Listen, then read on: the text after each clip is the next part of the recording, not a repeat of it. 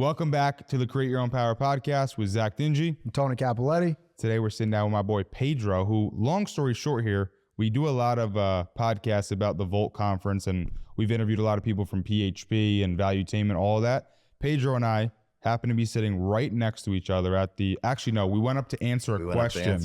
We went up to answer a question about sales leadership, and we started talking before the question. Pedro fucking grew up in Dutchess County, in Poughkeepsie, went to Lourdes, which is right next to us. Yeah. And so we ended up chopping it up, and now here he is for the podcast. That was at the Volt, not that was SLS. At the Volt. That was at the Volt. And your buddy who you were at the Volt with, when I went up to answer a question, he was in front of me. That's right. That's right. So weird? Welcome to the podcast, sir. I appreciate it, gentlemen. Thank you. Thank you. Yeah. So whether you're starting a business, whether you're trying to make a sports career, whatever it is, it all starts with believing in yourself.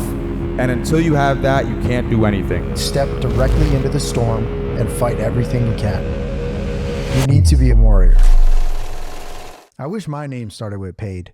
Yeah? Yeah, that's fire. I'm paid, Tony. You just start saying that. You can just start saying that. You can say whatever the hell you want. I must be referred to as paid. Got it. All right. So tell the people a little bit about what do you do. You're in consulting now, yes? Right. And you were doing something else during school. So give us from college on, how'd you get into what you're doing now? Yeah. So, like you were saying, I grew up in the Poughkeepsie area, went to Lourdes, right? And then after that, I decided to pursue the medical field, right? Immigrant parents, you only get two options. It's either doctor or lawyer. I chose a doctor path. Really? Yeah. I never heard that. Really? Yeah. What? Oh, this is a real thing, man. Yeah, that's 100% right. Oh, 100%. Yeah, it's all about the pedigree. They're like, I got you here. Now you got to be a doctor. Now you got to be a doctor or lawyer, right? So, long story short, I ended up going to Buffalo to go to med school and kind of pursue that career. And somewhere along the lines, I was like, this isn't for me, man. It's not for me. I didn't really grow up taking care of anybody, right? So it was just not a passion that I had. I realized that before putting myself in unimaginable debt.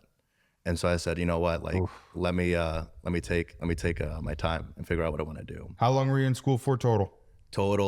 About almost, I want to say 4 years. Wow. So you did 4 years in med school. Yeah. How much, what was the total debt? Not really that much. I ended up being like 24,000. Okay. So that's not too crazy. Yeah. So your stance on college is what? Only go if you know what you're going for? Yeah, no, I think my stance on college, I mean, we can get deep into this, right? But it's a business, man, right? And I think what I've learned is you pay the tuition one way or another, and failure is a tuition to success, right? Come on. So I was just like, I'm paying it one way or another, and I paid it through my failures, right? But I think college, you can, especially in today's world, you can get as far as you want to get to, right? There's a lot of businesses right now that are very open to just, what have you done? What is your experience? Not necessarily where did you get your degree from, right? I think if you're going to college, unless you're really going to the STEM field in general, right? Science, technology, engineering, math, it's not worth it, right? There's a lot of people they're graduating with like art degrees, right? It's pretty good. It's it's great. There's a market for it. I think in 20 there certainly is. I'll take a macchiato. Exactly. I think in 20 to 40 years, a lot of colleges are going to actually fail as a business because like I just signed up for Jordan Peterson University. He has like an online school course. Yeah, I've heard about it. And so many more people are getting into that field. Alex Hormozy now has School Games, which is like another learning platform. Yeah. All these names are getting into that education space because they realize how broken it is, college. Yes. And I think we're going to see in 20, 40 years. Like now, it's become normal to not go to college. Exactly. 40 years ago, if you didn't go to college, your parents didn't go to college, you were looked at as like the scum of the earth. You're like, you're not going to go to college. What's wrong with you now? Things are certainly shifted. I think in 40 years, it's going to like school's going to expire. College is going to be expired and you'll see major colleges going under. Well, I think it's just going to switch to different type of educations. Like even Eric Layden and I just went to this event where they're trying to get people to come in and do this, call it a class for investing in multifamilies. But it's still the same thing. You show up, you pay a premium, you get an education on what you're doing, but at the end, you go employ yourself. Right. Similar to what you would do in, STEM, with the STEM thing. Like except for that, you'd have to go get employed by someone else. But it's like, you're paying a tuition to go work for yourself. And that's becoming very, very popular now. Right. Yeah. No, and I think there's a lot of opportunity in America, right? And if you have a cell phone, you can create whatever you want. You can learn as much as you want, right? I don't think there's any library in America, whatever school you go to that exists, that has more information than what you have in your hand. Right. Right. So you can really, it's all about what you want to do. Right. And I think that's, if we want to get into that, that's the biggest problem in America right now is leadership is, not just following the norm and somebody telling you, hey, go get a 4-year degree and you can do whatever you want to do. Right. Yeah. So I think it matters. The biggest thing that I've learned growing up is you have to find mentors. You have to surround yourself around the right kind of people. And if you do that, forget about it. 100%. Forget about it. I agree with that. Now, how exactly did you get into your field? Can you give us a little bit about that? So, not trying to get too into it, but I like to share my story just because I feel like it inspires a lot of people. And it I wear it as a badge. Before I was ashamed of it. And I'm like, no, I think it's good for people to realize it, right? When I left school, I was not supported. Man, my parents were like, you're messing up. You're messing up life. They were like, I'm disappointed. So there was no support system that I've established, right? So I go like, you know what? Like I'm gonna bet on myself. So what I ended up doing is I had a cookout, raised like $1,400. And I went out and I bought a car and I just drove to Buffalo. I'm like, forget this. Because what I realized is if I gave them the leverage to provide a home for me and pay for my schooling and all this stuff, I'm like, man, like I owe them. But I need to start owing myself.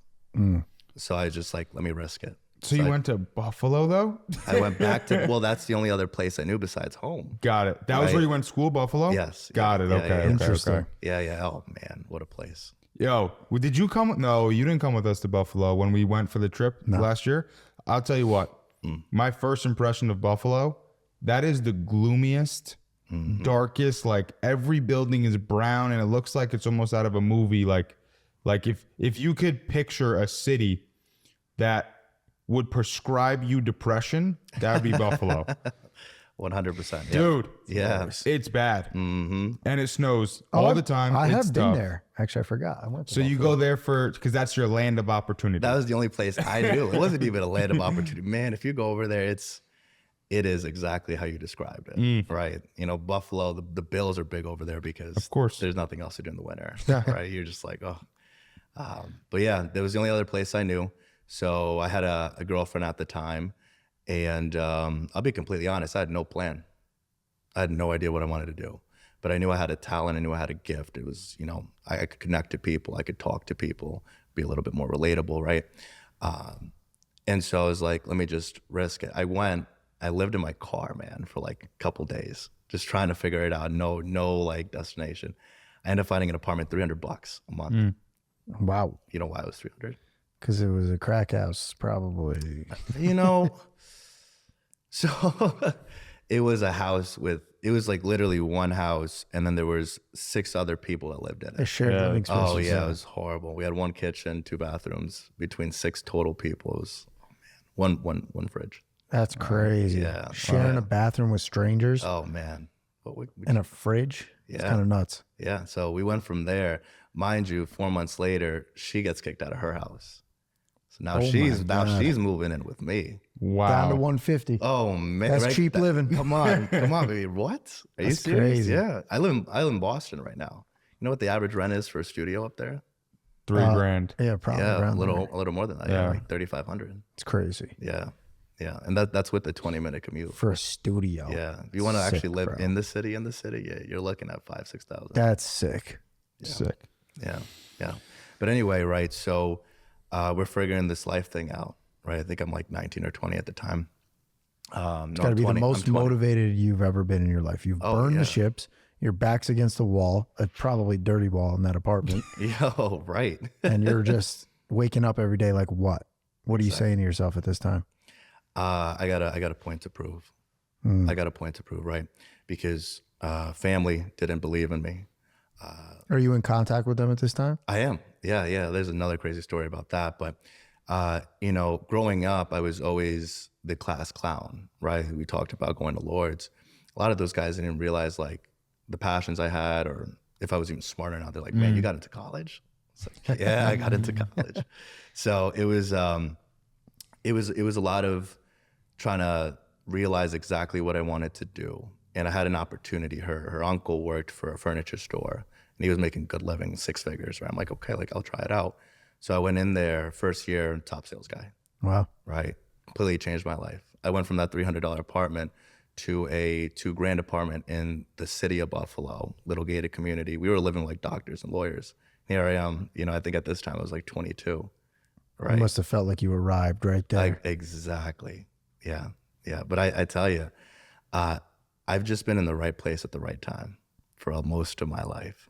And when I feel like I'm not welcome, when I feel like this isn't the right thing for me, I'm not scared to just walk away and be like, okay, let me take a little time to figure out exactly what I want to do. Well, after the experience you've lived, I can't imagine you'd be scared. You left home in your car and made it work. Tony, but you know what's crazy about that? It took me almost I reached the bottom to figure out who I was. And I feel like a lot of people go through that. A lot of people don't know who they are or even willing to find out until they reach that point in their life. Until your back's against the wall. Exactly. Oh, I know it better than most. Tell it. Come on. Yeah, I found out who I was, bleeding on the side of a road in a ditch with my foot hanging off. And that shit'll wake you up. Yeah. And it sucks that a lot of people need to go through that, but unfortunately, that's how we are as humans. Yeah. You need something serious to happen to you to really put shit into perspective. Yeah. But that's how we are. Exactly. So, you know, here we are, and I'm doing good for myself. At this point, I end up getting promoted, and I'm the youngest manager for this store, and we're doing good. And what ends up happening is we don't see the same future, you know, Max and I. So I end up saying, you know what, I don't want to be here anymore, right, for obvious reasons. And I was going to move this time last year to Tampa, right? Imagine if I did that. That'd be crazy. Yeah. You'd be pissed off right now. Oh, I'd be pissed. So I go and I'm like, you know what? Let me take a time out, and I moved to Boston. I have family close by in the Boston area, and you know, actually, let me back up. The whole reason the downfall of our relationship, if I could just be completely honest with you, I had an opportunity. One of my most favorite people in the world is my brother-in-law, Tim. Great inspiration, great guy, man of faith, great, like he's just unbelievable dude. Went to Harvard. He's a smart guy, right? And he started his own business. Inspiration right there. I'm like, oh man, if he can do it, why not? So he holds this event last year in June, and it was an event at the Harvard Business Club. And he says, look, I have some of the top guys going there. I mean, there was a CEO. He's this, you know, tiny little Asian man, and when we meet him, it's like, guy's worth $8 billion. $8 billion? $8 billion. Wow. Yeah, I think he runs like a $48 billion firm out in Asia. Wow. Right. And I'm like, this guy, he's the real deal. Oh, yeah. But you would never know it. Completely it was a culture shock for me. I mean, here in America, you got to flash it, right? You're not pulling up in the nicest cars, wearing the nicest watches. You're nobody. Right. Now over there, it's, you know, he calm suit, didn't really have anything on his wrist. Truthfully, that's why I don't wear anything on my wrist. Right. And I meet him, and he has the time to talk to somebody who's nowhere near him, right? But I got into the room. I had a foot in the door. And I remember before I got to this event, I had asked my girlfriend at the time, hey, this is a huge deal for me, right? I want you to come with me. Ooh. Right.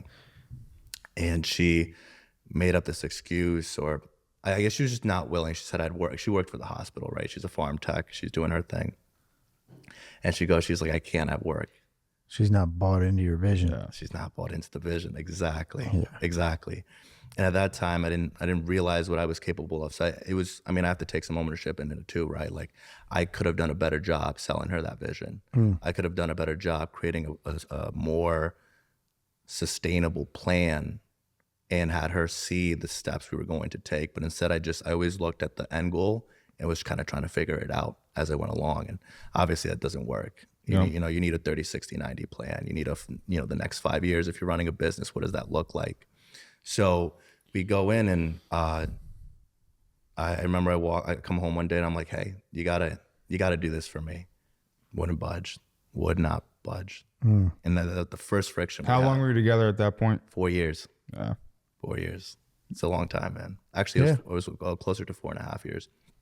So I go to the event and that's where I get the inspiration. I want to start my consulting firm, and that's what I'm doing right now. Right. So. And how long have you been doing it? So I've been doing it officially for 4 months now, but I've had longer time kind of prepping myself, right?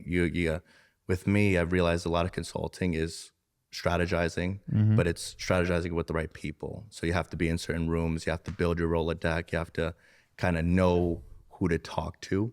And that became a big portion of my business, was kind of connecting people and selling everyone the vision that we can create this amazing partnership. Yeah. How did you do that? Because if you're doing consulting, you have to be the moral authority. So like, how did you become that moral authority?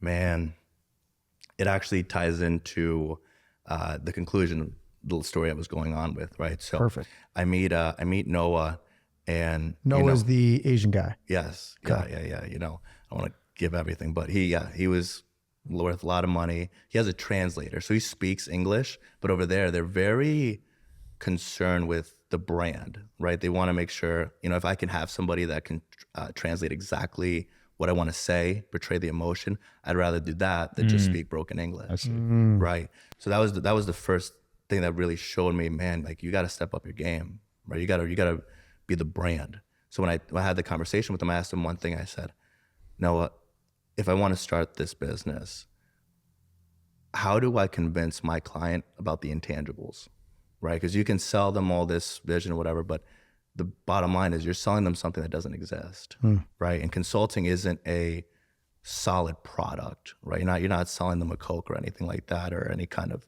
drink. What you're doing is you're trying to sell them the vision.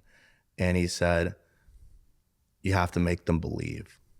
You have to find somebody that'll vouch for you and help you, but it's all up to you making them believe, right? So I had a lot of help in my life. I was able to be introduced to these people, but it was up to me and my ability to convince them. And we talk about vision. I love how you bring up that word, because I love that word, vision. It's huge. I think it's actually missing in our culture, right? I'm 25, and I feel like a lot of people our age they don't have a vision. They don't have a purpose, right? It's another big word. I like that word. Right. Vision, like you have to look forward to have a vision. And most people right now are just living for right now. What's the best thing you can do right now, instead of delayed gratification at all? And that's what a vision requires, is, you need to work day in and day out for something that you can potentially have in the future. And I don't think people are thinking about their future at all, the way people are living. Yeah. And it could potentially be because everyone's in survival mode right now. Yeah. It's hard to think about the future when you can't figure out right now. Yeah. And truthfully, I think that has a lot to do with leadership, right? We'll get into that, but to kind of tie everything together. So he gives me, we just have this long conversation about different things that I could be doing. And I'm like, you know what? I'm going to do it. I'm going to start my own business, and, a business called Media Heights. And so what we do is originally I wanted to do marketing and branding, as I think a lot of the world, especially in the US, a lot of money is in marketing, right? I don't know if you know this, but I had a report the other day that $21 billion is being given to like influencers, right? These companies, these CMOs, big time 21 billion annually? Yeah. It's crazy. Yeah, just to kind of sell, get somebody involved, and it's like, hey, this will push your product better than any kind of airtime on TV. It really is. It's the best way. Yeah. It's crazy. Yeah, podcasts right now, this is where you get your news, man. Yeah. This is where a lot of people are starting to listen to podcasts. And dude, I saw before, and we were talking about this, I think on our last podcast, talked about this with Tigran. Patrick and David podcast was had the third most viewership out of any news channel behind Fox and CNN. Yeah. You're talking about a podcast now is third in line behind the two biggest networks that pay billions of dollars for a year, or maybe not billions, but probably hundreds of millions of dollars in production per year. Yeah. And you got a podcast that it's just some guys Joe talking. Rogan's doing bigger numbers than them, isn't he? Well, I'm talking about a news podcast. Well, didn't Tucker Carlson's, what was that big interview he did where he actually had more viewership than any of the... With Musk. Was that it? And with Trump. Both of his one with Musk just got like 2 billion eyeballs or something like that. Than the big but that was average viewership. Like PBD podcast has done it multiple times. Their average viewership over the year is more, or is just as much as basically Fox and CNN. Yeah. That's how it should be. That guy knows what he's talking about. They do good work over there. They really do. The point is, though, what you just said. Yeah, people are turning to alternatives. Correct. Instead of the bullshit media. Yeah. It's obviously bought and paid for. Exactly. So, again, I just, I realized that that's the avenue. And so we originally start with that. And then as you kind of meet people and you try to find clients, right, you realize you have to pivot here and there. So we pivoted more towards strategy. So right now, that's mainly what we're doing is scaling and strategy. Now, when me and you met the first time, or when you and I met the first time, you were talking about some big names, some big clients. I'm sure you can't say who these people are, but you got some big clients. So how are you meeting these people? How are you getting these rooms? Yeah. So you really can't do it all yourself, right? And I want to make that very, very clear. As hard as you work, I hate that saying, like work really hard and you'll get what you want. That's not true, right? My mom's the hardest working person I know. Hardest working person I know. She came to this country legally, right? She came seeking asylum before it was a thing, right? And now she's, she's working 5 days a week at a job. She's trying to run her own business on the side. There's a little small business. It's kind of where I learned entrepreneurship. And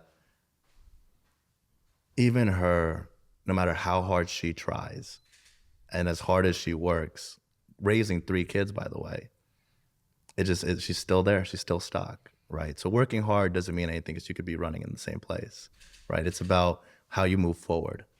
And so for me, I had a lot of help, and not only did I have a lot of help, I seeked it, right? I seeked it. There was this one time, I can't name any names, but there's this really nice club. It's a private club in Boston, right? It's called the Quinn House. You should look it up.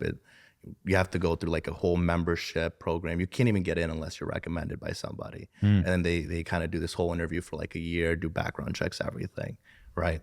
And then once you get cleared to go in, you have to pay a yearly fee to get in.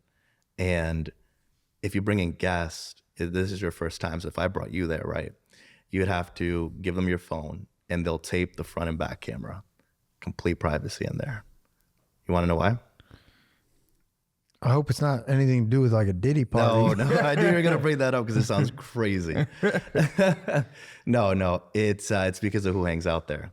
So you have like Mark Zuckerberg and Jeff Bezos and like really top dogs in there. That's crazy. I haven't, to be honest, I haven't met any of those guys. Right. But you have some top dogs there, right? And so it's all about privacy for them. Obviously, they don't want to. And what is it? It's a social club? It's a social club, yeah. Gyms there, restaurants there. And so my brother-in-law, he's, again, big inspiration, a mentor to me. One of my first like real big mentors. And he invites me, to go in. And I remember I went in there with Terrell. So, you were talking about Terrell. That's who we met at the Vault conference. And we went with another friend. And I always like telling the story because it really paints a picture of our society. Tim, that's my brother-in-law, introduces us to, I really don't want to get into his name, but he introduces us to one of the top guys over there. He is so recognized over there. His formal name is His Excellency Baron. Yeah, His Excellency Baron, because of just all the philanthropy work that he did and how involved he was with the community. So, the U.S., they honored him with that. Anyway, we're kind of hanging out till Friday night, And one of our friends, he's a club promoter. He does, he's always in the scene. And this guy goes, he's like, let's go to another bar, right? And it's just, it's a very calm night. There's really not too many girls there.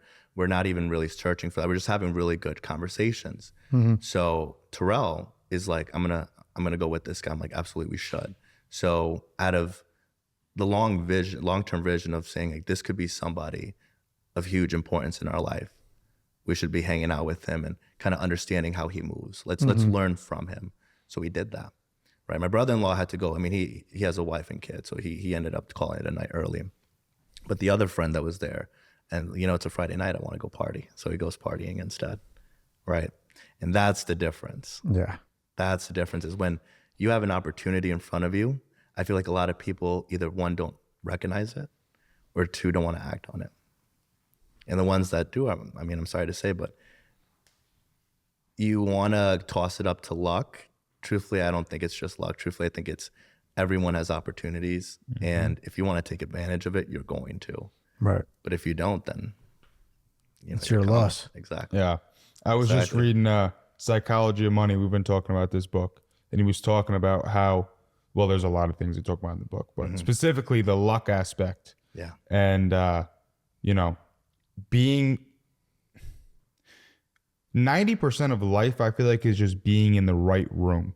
That's right. If you are in the right room at the right time with the right people, things change. And here's the other part, is that you'll get into better rooms. You take advantage of that room. You got to go find the next room and the next room. And you got to go all the way to the top of the rooms, because you'll meet these people and they have massive impact on your life. That's why we invest in the Volt Conference, all these conferences you go to. Like, if you're just somebody who's new to the game, you can pay to get in some of these rooms, and they're not that much money. Absolutely. You can get, like, I sat in executive seating, which was 2 layers back from CEO and what's the other one? Founder. The second time I went to the Volt, and you still get the opportunity to meet all the people that you feel like you should meet, That's right. Yeah. And so, anyway, to bring this back to luck, he was talking about how luck is so much about the actual effort you put in. You get lucky the more effort you put in, because you happen to be in these rooms. Luck is laboring under correct knowledge. Oh. I like that. You just come up with that? No. Oh, okay. I was going to say, wow. Imagine. That'd be kind of crazy. I knew we had you here for a reason. Like, wow. But it's true. It is true. Luck is a factor of work ethic. Yeah. And the harder you work, the luckier you get. Yeah. Yeah. And I think you have to, one way or another, right? You were kind of mentioning toward, like, through money, you can get into some of these rooms, but one way or another, you have to just somehow figure it out. Use your circle of influence. Everybody knows somebody of some importance somewhere, right? And once you get into those rooms, that's, again, going back to that story, it's about leveraging, right, what you have. And so my brother-in-law would have never even put me in that position, would have never even called that guy over if he didn't trust that I could carry myself. And that goes back to what we were just talking about, which was, what I brought up, branding. That's why I wanted to start my company, because I truly felt like I figured it out. I felt like brand is a big thing, right? I know we were talking before we started. You asked me if I wear a suit every day. I wear a suit every day, right? Everywhere I go. There was this one girl that she's like, so, you don't wear any casual clothing. I'm like, nah, it's either suits or sweats, because you got to go to the gym too, right? Yeah. Make sure you look good. But yeah, she's like, I want to go on a casual date. He said, go get yourself a casual dude. Deuces. Yeah. Yeah, there's a lot of those in this world, man. You don't have to be one of them. Right. So, yeah. Gotta stand out. Yeah. So I want to know a little bit more about your business specifically. So let's say I came to you as a client. What are you going to do for me? Yeah, we kind of ask you a lot of in-depth questions of where do you want to be? Where do you want to grow? Who's your client? I've realized there's a lot of people that have really good ideas, and they want to start a business because they have either a good product or service, but they don't know how to run a business, right? So this whole strategy thing, it's a lot to take in. Even if you have a good product, maybe the product is selling itself so easily and you're not really getting challenged by the market because you just happen to find the the barrier to enter that market isn't as frictionless as maybe a couple other different markets, right? Like if you wanted to start your own energy drink, that's tough, right? That market exists. It's a big market, but That's a tough it's a market. tough market. But I feel like what we would do is we would kind of bring you on and have these open conversations of, all right, like show us, how are your operations? Who are the people at these spots that make these decisions for your company? So you dissect it with a team, and then you guys come up with a plan. Exactly. And we're more solution based, right? What we want to do is we want to either be more cost effective within operations and making sure your business is running as smoothly as possible. But the other thing is we want to make sure if you want to grow, we would devise a plan to help you grow. I'll give you an example. I'm not going to say any names or anything, but my most recent client, they're an AI company, and they were developing an app to help kids with college essays. I'm like, it's a very niche market, but it's actually a pretty big market. And they had a plan. They're like, Pedro, this is our Wait a client. second. Did you just, in different words, say help kids cheat? No, and I'm glad you brought that up. I'm glad you brought that up. You beat me to it, right? So there's this. I asked him, like, all right, what's the product? And the product was like, it helps kids generate ideas and evaluates their essays without actually having the student, like having the essay written for the student, right? Gotcha. So I thought to myself, like, oh, that's big, right? And I asked them to kind of show me, and they showed me this pre-made essay, and we put it in there, and we said we wanted to go to Harvard, right?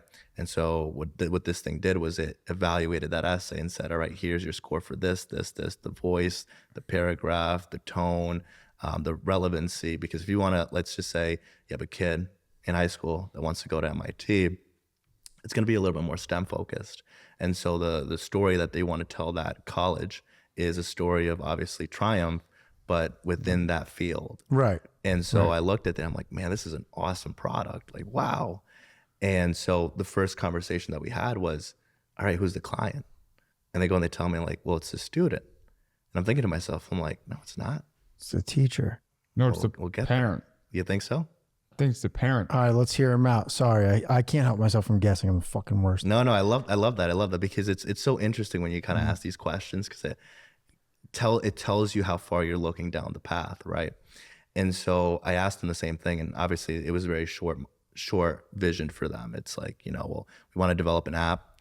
Kids are going to use the app, so they're the client. I'm like, no, they're the users, right? They're going to be the beneficiaries of this product. But you're asking 16-year-olds to pay you whatever X amount of dollars, and they're not even working. They typically, if they want to get to these, top schools, you're typically also, you have, you're working and you do outside activities, maybe community outreach events and stuff like that. So I thought to myself, like, no, that can't be the client. And then I kind of went to your point. I was like, maybe it's the parents. The parents, yeah. Parents, right? Fucking grant writer 2.0. Right, yeah. It's like, because I mean, some of these parents, especially the wealthier ones, they will spend any kind of money to make sure their kids have the advantage, right? I don't know if you saw this report, but there's this company that just came out. I think it's like Crimson Education, worth $500 million, right? And they're guaranteeing that the kid is starting at middle school, and they're getting it's like a college consulting company. They're starting at middle school to make sure that they're positioning themselves. Well, I to see get it into already. Harvard. I'm already gonna start my daughter in early intervention. Yeah. And like, that's usually for like autistic kids, but I'm just going to do it because edge. It's going to give her an edge. Yeah. She's going to learn the numbers and colors and all that shit early. Why not? Exactly. And so what we had the opposite vision, right? We were like, okay, that already exists, and that's a hefty market.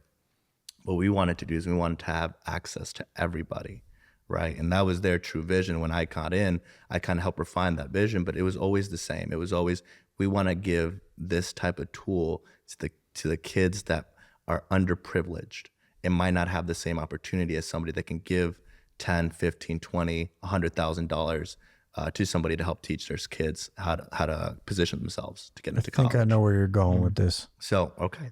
So I then say, okay, it might be the parent. And then I'm like, no, that's still too short-sighted, right? So we're like, okay, is it the schools, right? Can we create a program within the schools that kind of help the inner city schools, or any kind of school really give this opportunity to the kids. You're going to say One something. step higher, one step higher. Exactly. So then I thought even further, I'm like, man, that's not the play. The play, who's helping these schools, right? Who has access to their systems? Who's giving and licensing their technology to these schools? That person already has an infrastructure and already has a network to, I don't know if you know this, there is a total of 37,000 high schools in America. How many? 37,000. Right, you have 27,000 public schools, 10,000 private schools, 15 million students. It's insane. Right? Yeah, that's crazy numbers, right? 2.6 are graduating this year. Only 60% of them are going to get into college, right? So it's like, all right, that's our market. But we go in, we're deep diving. We're like, okay, the end goal, right, is a two-path goal. Is one, they would still want to be direct to consumer. I'm fully for it, right? Like we want to somehow reach these kids that might not have that opportunities that others do, right? And we want to make it as accessible as possible. And while at the same time, kind of going through the strategy that I had proposed, which was let's get into these LMS models, right? Which is what schools use to kind of create their systems and Blackboard and Canva and all that, those kind of things that are accessible within school. It all goes through them, right? They already have the connections. They already have the contracts. So, that's the long term. So who is the entity at the end of the day that you're selling it to then? There's a couple of different ones, right? You have Pearson Education. You have so these are Phoenix. Government-backed institutions, or these are private? No, they're private. I like dealing with private sector. It's the LMS modules for the high schools. Right. Okay. Yeah. LMS is, what does LMS stand for? Learning Module System? I think that's exactly what it is. Yeah. It's like the training videos that when you onboard somebody, those training videos for a high school, that's what you're saying? No, that's who it goes to? It's a platform. So like anything, have you ever been in a classroom? They have like the clicker things where like, you have like a live presentation. They ask you for a question, then like on your phone or something, or on your tablet or computer, whatever it is you use, you answer that question. That's what that whole program, whatever programs they use, it's outsourced. Because obviously a school doesn't have the kind of funds to create their own software from the inside. Right. So they outsource it. So that was our target, right? So that's smart, bro. Yeah, that's the big vision, right? And then obviously you can kind of go further and further, like you were saying, you just keep climbing up, right? So we have big plans. I don't want to. I mean, if you evolve that idea as far as it can go, it sounds like it replaces professors and teachers. Well, that's just the thing. It doesn't, because what ends up happening is it's a tool, and I always want to keep it that way. It's a tool. The reason they hired me is because there's a huge friction right now between AI and the education sector. Honestly, anything in AI right now, it's a tough topic, right? They're trying to get into financing, government, all these different sectors, but the educational one has the most friction because these teachers, they don't know how to effectively implement it into the classrooms. Right, without just giving people the answers. Exactly. And so instead of just embracing it, what they end up doing is like, all right, I'm just not going to allow it at all, right? No ChatGPT, none of that, right? And what I realized is this is the same tragedy we went through 20-something years ago, when the computers were being more accessible, right? And they were trying to implement those into the classroom. Like, no, that's going to replace the calculator. You remember the physical, actual calculator? Nobody uses those anymore. Right. But it's IT-84, is that what it was? That's the Texas one. Instruments. That's right. TI. So they, I think there's a learning curve that is taking a very long time, a very, very long time. And that is truthfully why they hired me, brought me in was, or I should say my consulting firm, and was because it's like, how do we solve this, right? And so what we ended up doing was making sure, one, there was merit behind the product. This product, and we say it out loud, as loud as we can, this product does not write the essay for the student. But what it does is it promotes critical thinking, which is the one thing that a lot of institutions are afraid of. They're like, oh, if this thing does everything for the student, then there's no need to think. It's just going to replace your thinking. So that's the first thing. Then it was job security, like to your point. It was like, teachers. What's the point of teachers if you have a system? That's their whole job, is to promote, kids to think. Exactly. Exactly. But it's not. Again, it's a tool, and when you call something a tool, it enhances your ability, right? You want to chop down a tree, can use your hands all you want, but if you have an axe, it's going to be very effective. So that's what we're going for, is efficiency. Yeah. That's interesting. That's so cool. So, and that's only that one product's example nice. of what you do. Yeah. So you probably deal with a ton of different businesses.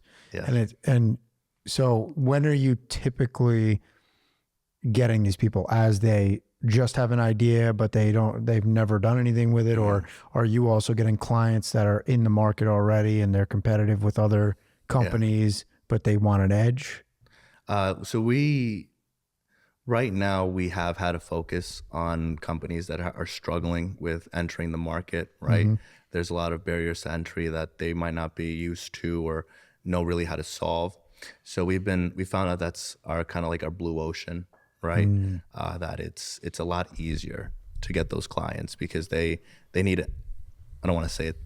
I don't want this to come off the way it is, but they need all the help they can get. Yeah. Right. And so again, those are the easier clients.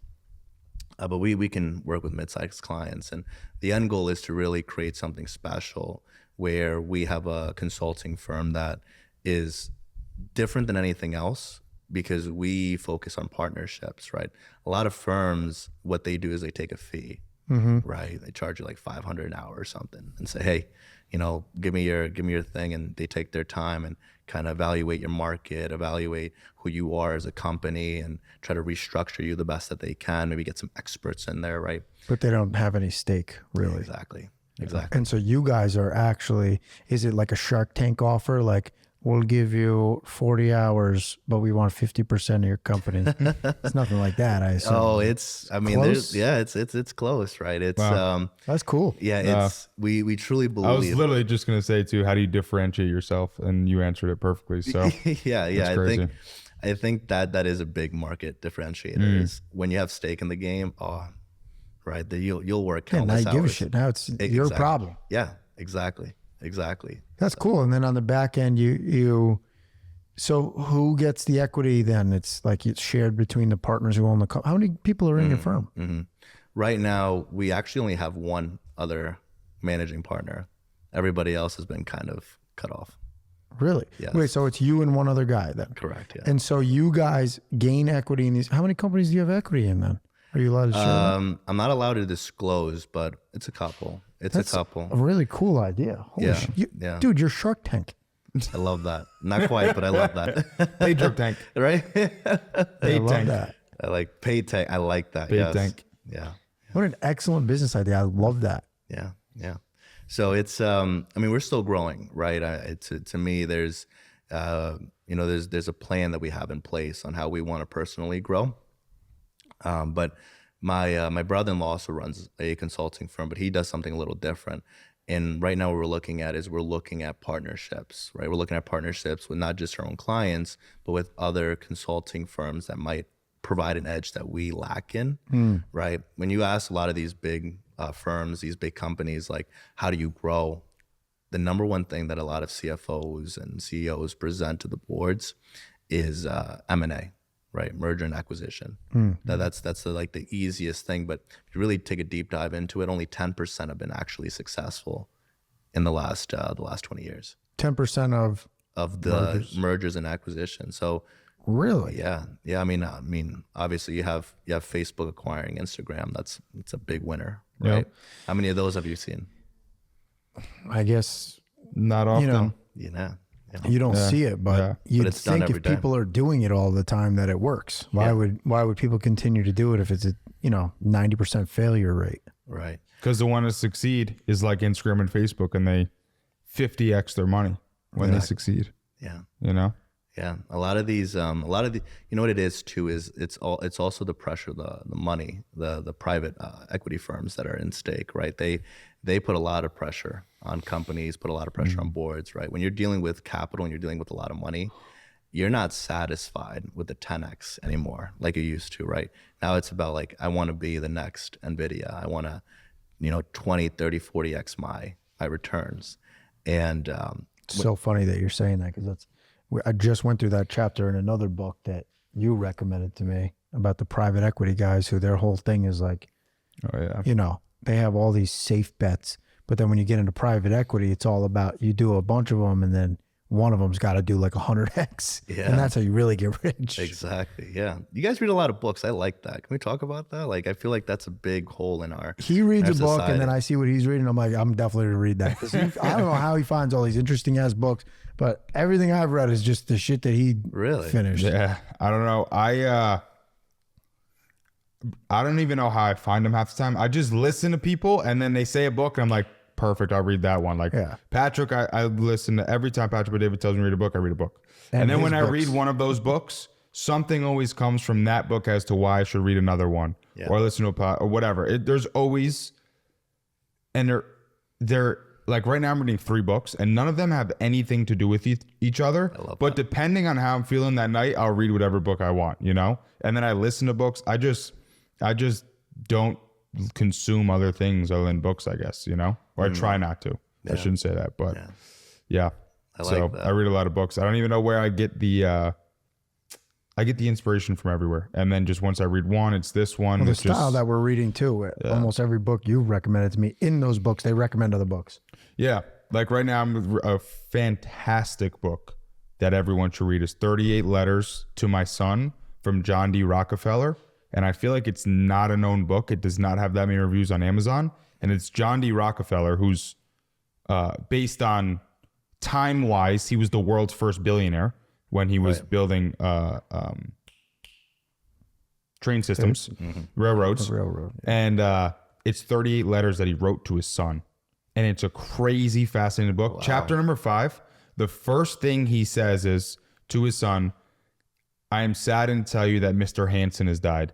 Mr. Hansen was my number 1 competitor for my entire life. And then he writes this whole letter about his direct competitor. Yeah. And it's just fascinating. Like such a smart guy and he was so good at like 33 Strategies of War. That book is exactly what John D. Rockefeller did, but in a book telling his son about it. And it's fascinating. So have you ever read that book? First? No, I'm not that. That's my God. Really? Oh my God, what a book. Yeah, that's a really good book. Wow. So yeah. Do you read a lot? I do. Yeah. I find a lot of, like you were saying, inspiration through reading. We always go back to it. Like you have to really teach yourself. Again, if you don't want to go to college, don't go to college, right? But you use your time effectively, right? Is always what I tell people. Right now, I'm reading the Gulag Archipelagos. I'm on volume 3 by Alexander Skojkovic. And what that book is the 20th century Soviets and what it was like living in that time. Oh, crazy. Crazy. What's the name of the book again? The Gulag Archipelagos. Gulag. Yeah. Y'all know the Gulag. Yeah, facts. Gulag from video game. Yeah. Interesting. Do you? So recently I found myself reading less business books and more like stuff like that that's kind of like related in life stories and personal development, but told in other person perspectives. You know what I'm saying? Yeah. So do you read a lot of business books, or are you kind of in that field a little bit more? I tend to read business books. Yeah. But I like to be a little bit more authentic and fresh. And I feel like a lot of business books, they provide good frameworks.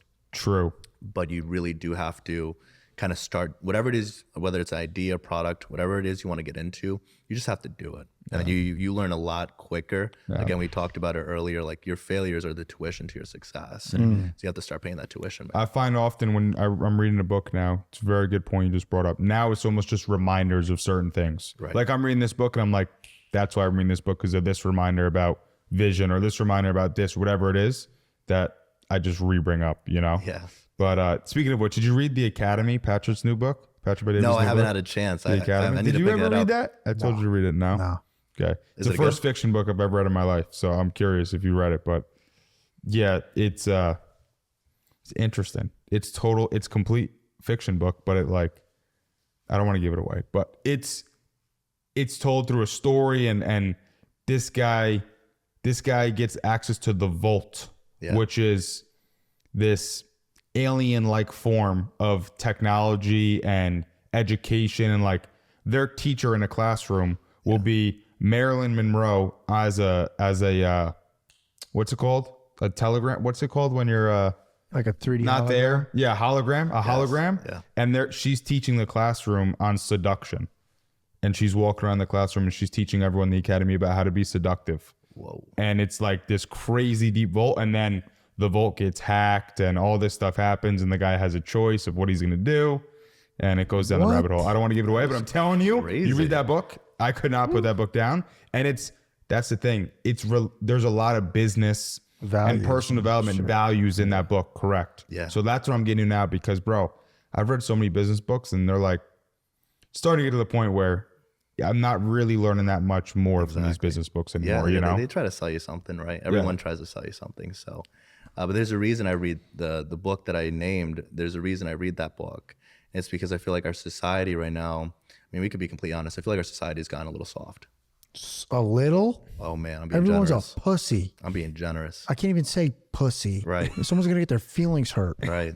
Okay. All right. I'm glad this is the kind of said podcast I'm you want coming in. here. I like this. Okay, great. Yeah. Great. So, you know, it talks about being dragged out at like 4 a.m. out of your or 2 a.m. out of your apartment.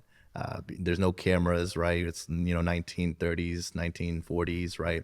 And you can go missing. Your family doesn't even know where you are. And 6 months later, you kind of get brought up in the papers, like, hey, you got arrested for treason. And you either, the only reason they find out is because you're either dead or you're in jail and they finally release your photo. Yep. Right. It's crazy stuff, man. And I'm thinking, I'm like, you know, people survived that. People went through that. Right. And here we are. It's crazy to think about that. Like, that was only what, 60 years ago, 80 years ago? Yeah. Like, that's not that long ago. Almost 100 years ago. Yeah. Yeah. What are you about to show us? It's just crazy we're talking about this, because you're talking about, you know, it's sort of this topic that we always talk about where like there's this cycle, perpetuating cycle of what is it? Hard times create hard men. Yep. Hard men create soft times. Yep. Soft times create weak men, and the cycle goes on and on. Absolutely. And I just saw the sickest statue at this guy's house yesterday. I sold him solar and hooked him up. And look, it's F.D. Roosevelt. It's a sick quote. I'm going to read it. It says, "There's a mysterious cycle in human events. To some generations, much is given; of others, much is expected. This generation of Americans has a rendezvous with destiny." And it sounds like he's talking about this generation right now, but that was back in 1936. So it feels like we're doing a full cycle in 100 years. It's kind of crazy. It is. There's a book for that too. The Four. Ooh, damn. I'm not gonna remember it now. That was Roosevelt, by the way. Franklin Four Delano something. Roosevelt. Yeah. The Four Seasons or something like that, where he talks about, and we are at that season where many of our generation, people just before us, and we're kind of the top of that Gen Z food chain. Yeah. Right outside the millennial, but they grew up in a very soft and easy world. We didn't have a lot of shit going on, and you know, now there's gonna be a point where the tide's turning, because that's just how it goes. Absolutely. It is what it is. Absolutely. We I like to think positively, so always Future looks bright. relate things exactly. Future does look bright, and I relate things as an opportunity, right? You can be negative about it, but I always say, no, there's an opportunity, right? This is an opportunity for the next generation to really step it up, right? I don't know if you know this, but our current generation is the worst generation that we were left in before our parents. So you know, I just saw that. Yeah, you go kind of generation to generation. Every generation was left off better than the previous one. We're the first generation, truthfully. But we still do have it pretty good. Of course. We live in a time where Wait, explain that though. What do you mean we were left off?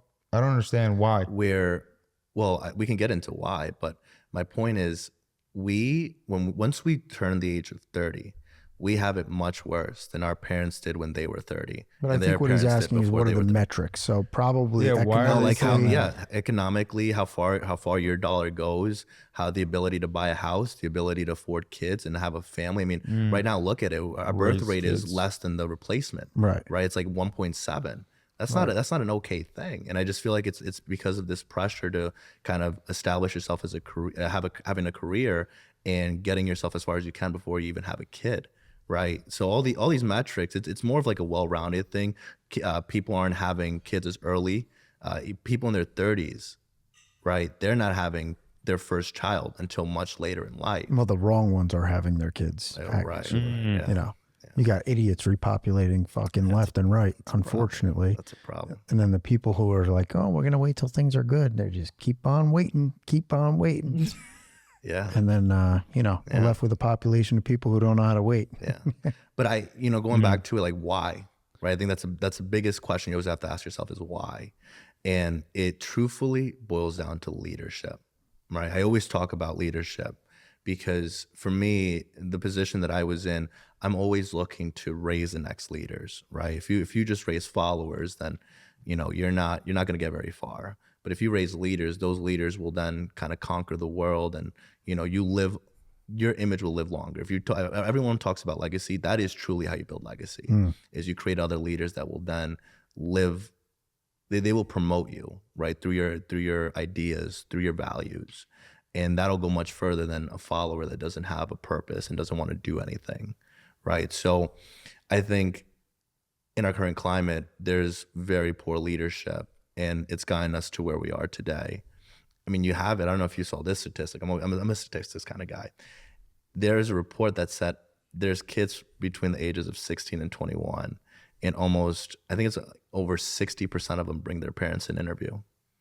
Bring their parents to an interview? Bring their parents to an interview. What are they going to go to work with you too? It's like, hey, do your job? Yeah. That's crazy. Wow. That's a crazy. statistic I saw though with the same age range, 16 to 21, is the highest percentage of conservatives now.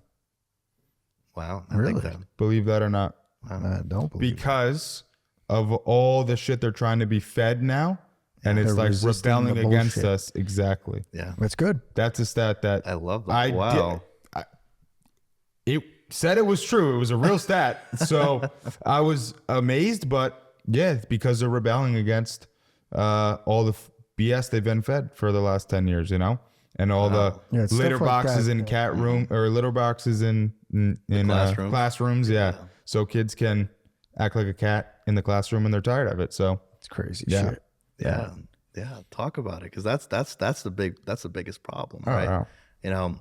Crazy story. I was hanging out with a couple of friends, and I'm somebody that truly believes when you're married, it's very hard to keep like a female friend. But before you get married, I think like that's completely okay. I don't know if that's a hot take, but I just say I don't think men and women can really be true friends through their entire lives, especially when you have like a wife and kids, and it's just like what's going on there, right? Yeah.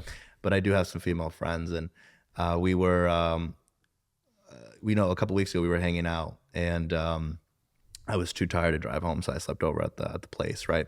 And there were 3 girls there, and me and this one girl were having a conversation, and in the conversation, we're in the middle of a conversation. A guy calls her. It's a guy she's seeing, quote unquote, seeing. Mm-hmm. That's also an issue with our population today, is this whole seeing thing, right? Seeing. So she's seeing him, and he answers the phone. He's just dead silent because he hears me and his quote unquote seeing person talking to each other. We have like a full 3-4 minute conversation, and then she turns to the camera and she's like, "Oh, hey," right? And she has a conversation with him.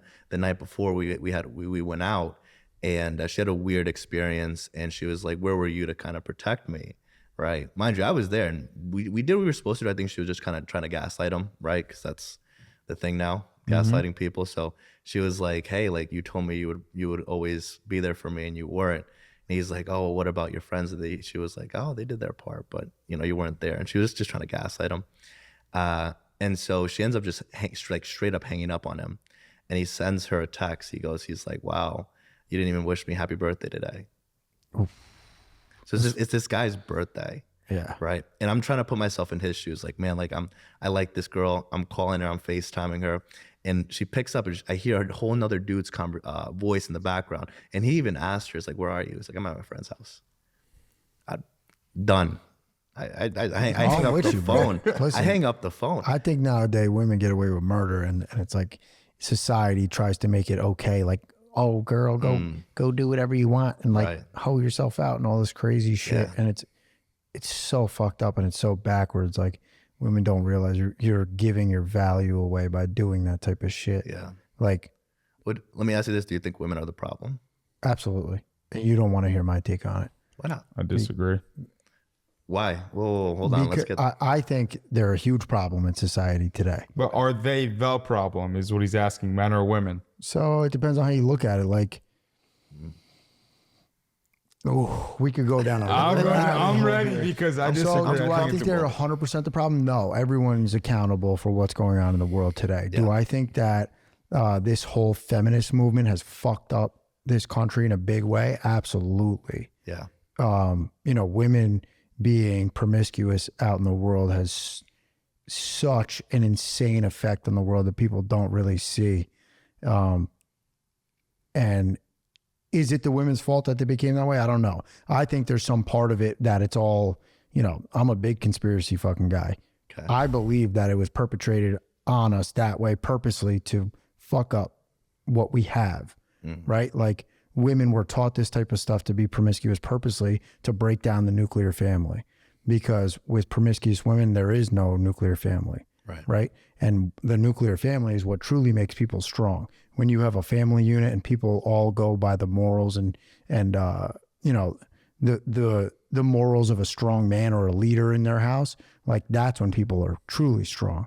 And when that's broken down, that's how you can take advantage of people. And like you have these men who are when women are out being promiscuous, there's only a couple men who are really benefiting from that, and 90% of the other ones are losing out. You got a guy like that who's probably a decent dude, right? If some girl's claiming she's talking to him, he's got to have some type of value. And now he's feeling like he's getting played because women are taught to treat like or taught to act like that. You know what I'm saying? Okay. Is that tracking? It's an interesting take. I kind of want to hear Zach's take before. I'm almost rethinking what I was thinking before. Really? Yeah. But the end of the day, the point I was going to make was that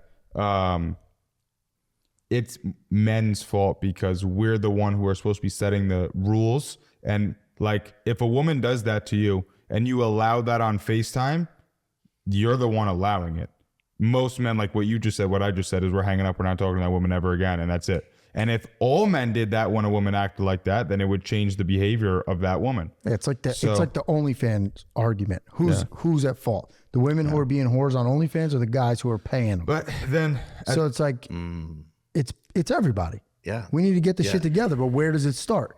The morals in your family. But don't we think the men are leaders? So wouldn't it start with the men? It starts with them. Yeah, I mean, it's everyone. Feeding like I said, into the vice and allowing it's everybody, really. Yeah. But I think that this whole, I don't know. Well, I'd have to put a lot more first, thought. Chicken or the egg, baby? Right, that's what it is. It just comes down to that. It's like, yeah. Well, what's your take? Go ahead, Pedro. Oh man, listen. I don't think you're either right or wrong, because I think it's part of a much bigger problem, right? I try to put myself in that guy's shoes, and I think we were quick to answer that. It's like, no way, I'd hang up in a heartbeat, right? But I think the issue is accountability on both sides, and I think it does more lean towards men. Look, I live in Boston, right? I've been in the dating scene. I've dated lawyers and doctors and people of like high prestige. Like it's a career war out there, right? They put their career before anything. It's crazy. That's why I feel like it's hard to date, particularly in Boston. I mean, you go to Miami, everybody's got time. You want to hang out on 4 p.m. on a Monday, you can do that. Right? Everybody's got time, right? But in Boston, career is on the forefront of everything. And I've met boss babes, and I think the biggest issue is mostly men are put in that position to make choices where they don't have to be as tolerating, right? That guy was very, very tolerating. He proceeded to kind of entertain that conversation with her after even hearing another person in the room, regardless if she claimed me as a friend or not. I'm still suspicious, and then to text her and say, hey, it's my birthday. I mean, it's like, what are you trying to what's the end fish, game? Right? Like what's going on here? And so, I think the biggest issue is weak men. 100%. It's weak men. And I'll tell you why. I mean, I don't want to name any other podcasts in here that,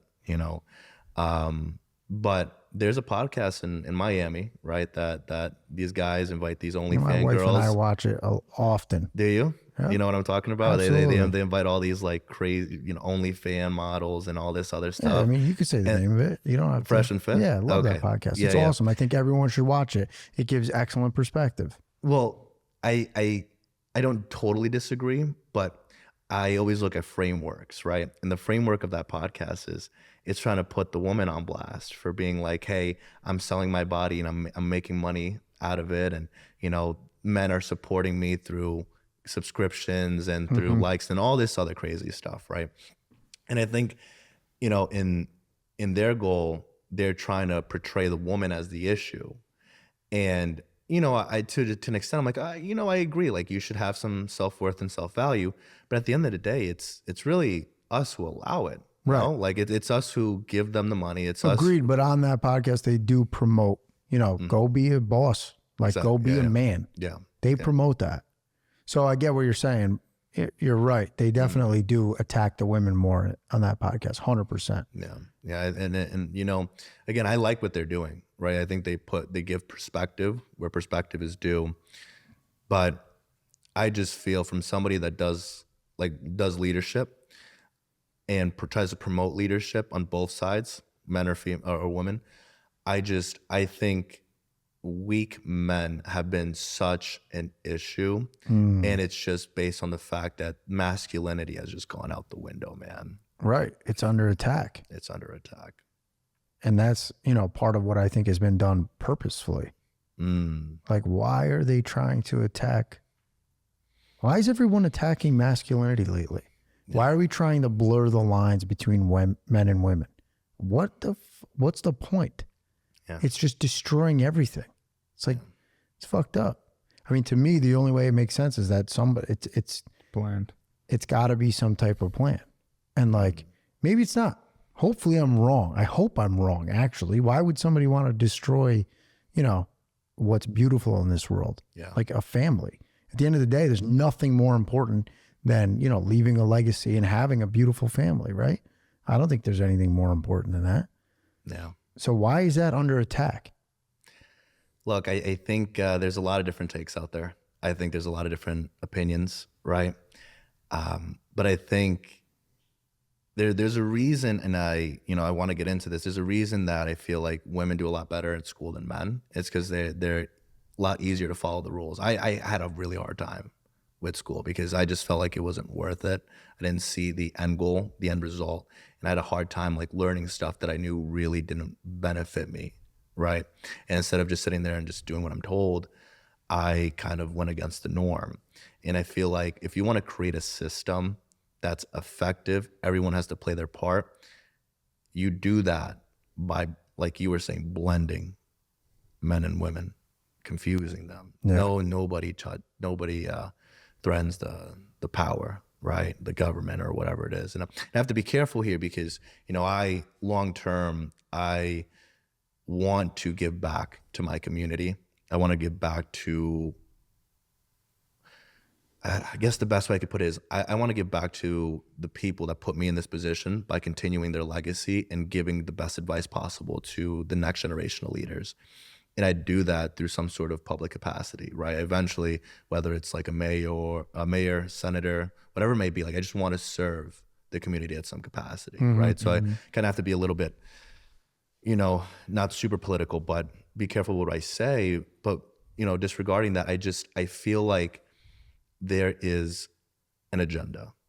And the agenda is if you can make it easier to influence people and have no challenges, then it's much easier to push whatever ideas you want to push, right? You're talking about controlling the masses. Controlling the masses. Yeah. Yeah. So who's really pulling the strings is the question, right? Yeah.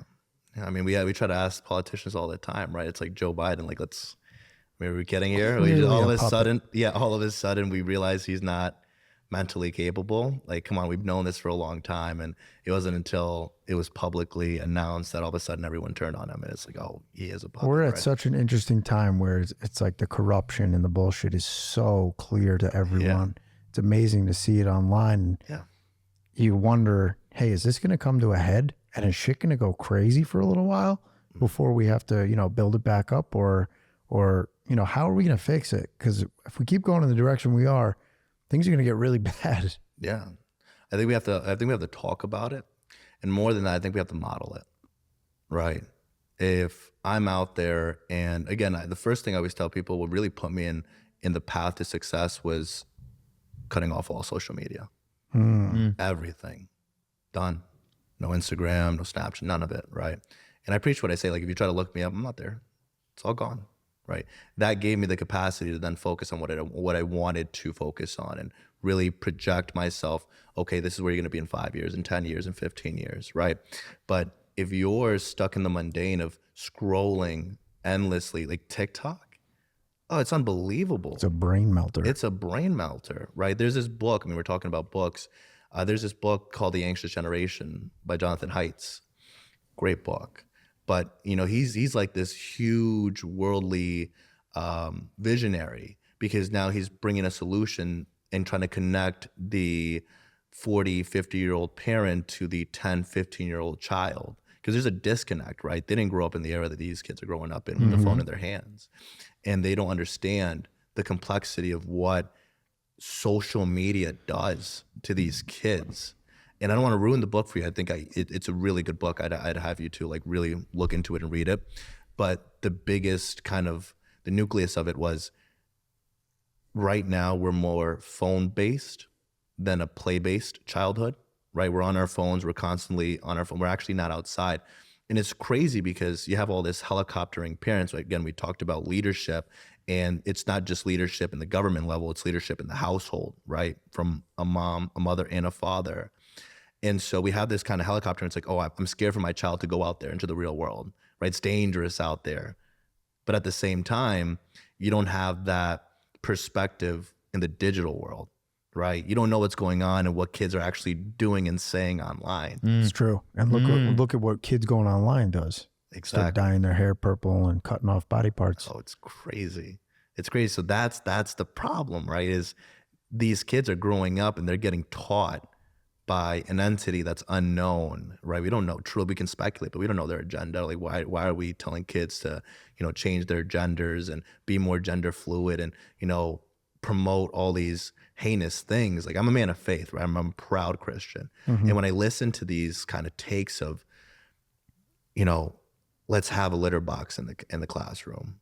Let's not tell their parents that their Jimmy wants to be a Jasmine. It's crazy. Right. It's crazy.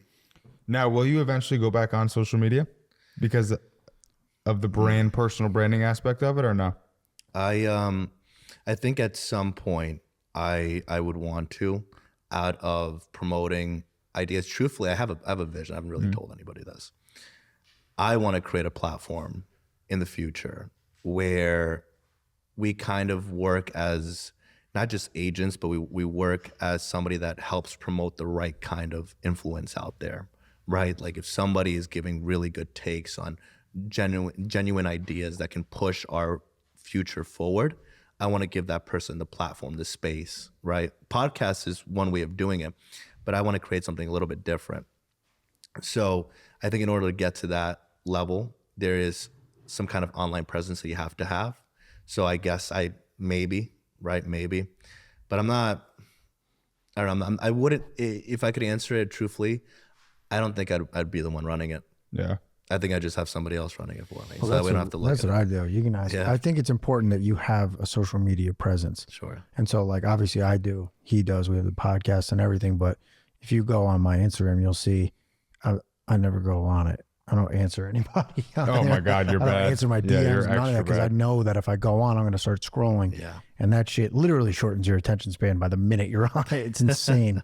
So I try to avoid going on, except for minor engagement when, Bryce posts for me and stuff. Yeah. It's fascinating how much of a tool social media is and how much of a detriment to society social could media be, is. 100%. Yeah. Yeah. Like, right.